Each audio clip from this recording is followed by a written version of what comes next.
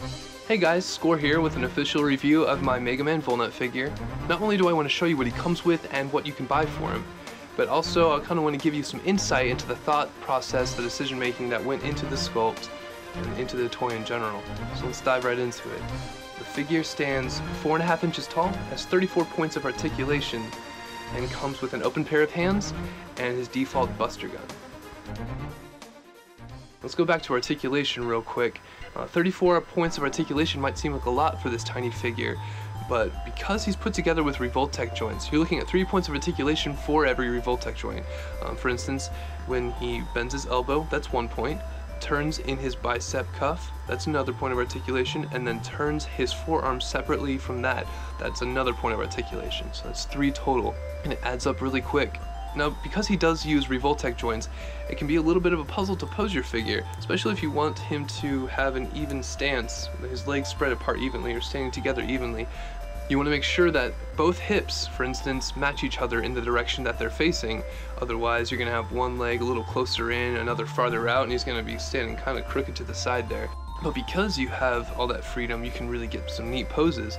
You can have one leg lunging out really far, or shift his body in such a way where he can be standing on 1 foot and look like he's running, which a lot of toys don't have the ability to do. A part of what gives him such great balance, though, is also just in the feet alone. Because those Revoltech pegs go into his foot at an angle, it allows an angle rocking motion that gives his foot the ability to tilt in the direction that you need it to be planted on the ground.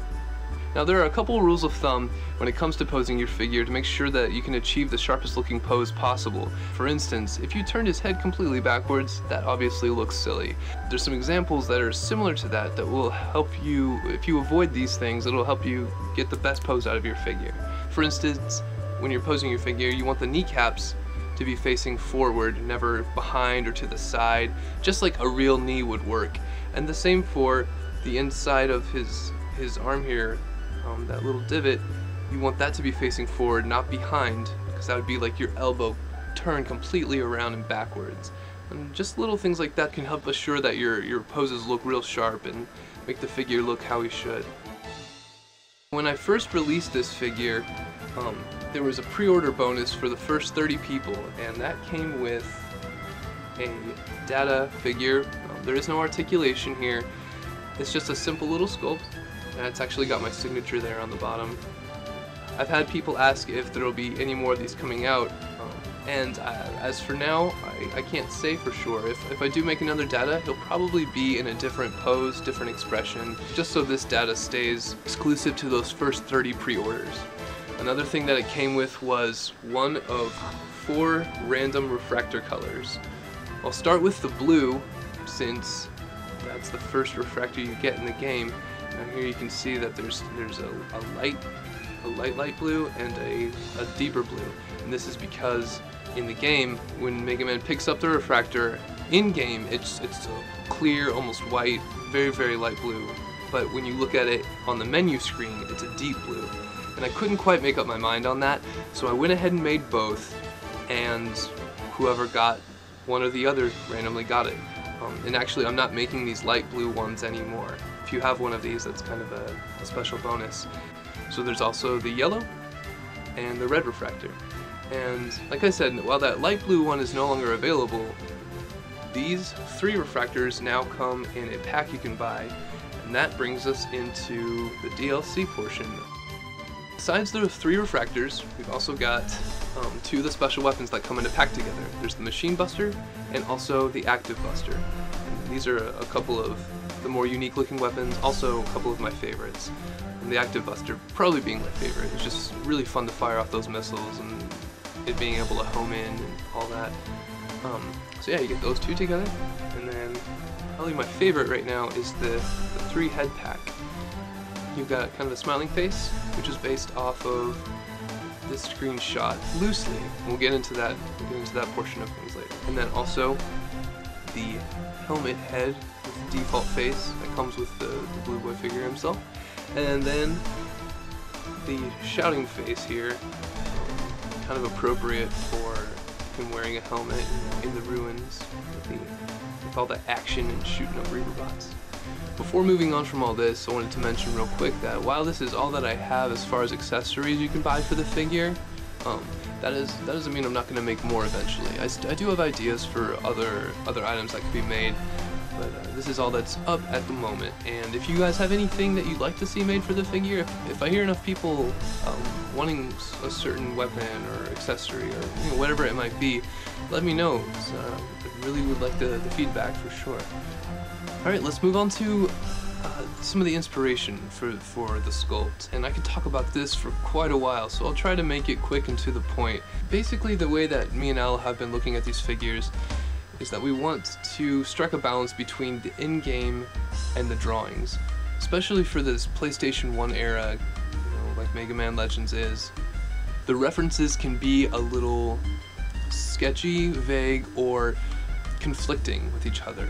I mean, just look at this comparison of in-game Volnutt versus drawing Volnutt. I mean, proportion, color, certain details in the build of his armor, just a lot of things are different. So for this particular figure, I went more for the drawing, but I still pulled inspiration from aspects of the in-game. For instance, the light blue plate on his back here, you don't see that in any of the drawing, so I needed to look at the in-game for that. Just the same with the 2 bolts on his bum here. You don't see that except for in-game. I also used the in-game model of his hair to help me draw a little bit of inspiration on how I could strike a balance between the drawings and making it look good at every angle like it has to in the game. Another thing is the helmet head. From Legends 1, the only place you see him wearing his helmet is in-game. There is no art except for this shot, which was never really officially released. It shows him wearing his helmet, but as you can see, unlike Legends 2, he doesn't show any hair poking out, no bangs, no hair out the back, and it can make him look a little bit weird, which is why when I was a kid I didn't really use him with the helmet. But I wanted to stay true to what it actually showed in the game and not try to overspice it up and put my own ideas into it, and really try to follow it as best I could.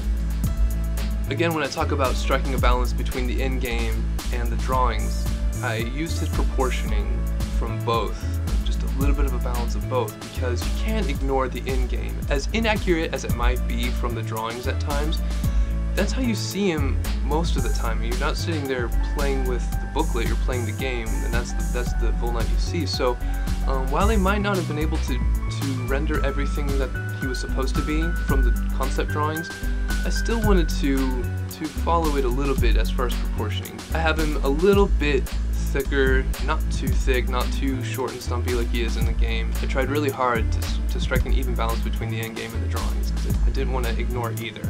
They're both relevant as far as I'm concerned. So as far as future characters that will be coming out, you can expect the same kind of thought process, especially when we're dealing with older games that didn't have very good representation in-game. We'll be trying to strike a balance between that in-game and those drawings or those renderings that were a little sharper than the in-game look. Try to marry those two together and really try to bring the character to life all around.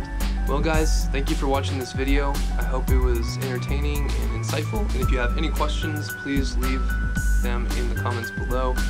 You're also welcome to email us at score6creations@yahoo.com and to sign up for the mailing list. Let you know when we have new items in the store and what we might have on the way.